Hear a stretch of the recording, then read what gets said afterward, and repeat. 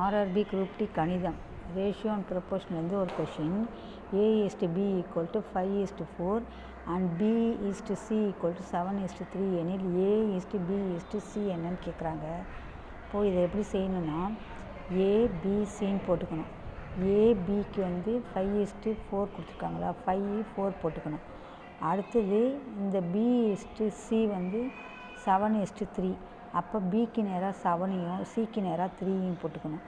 இந்த இடம் காலியாக இருக்கும்ல, அங்கே வந்து இங்கே உள்ள 4ஐயே இங்கே போட்டுக்கணும். இந்த இடம் காலியாக இருக்கும்போது இந்த 7ஐயே இங்கே போட்டுக்கணும். போட்டு இதையும் பெருக்குனிங்கன்னா 5 7 35, 4 7 28, 4 3 12. அப்போ A:B:C = 35:28:12. புரியுதுங்களா? இதுதான் செய்யணும் இந்த கணக்கு.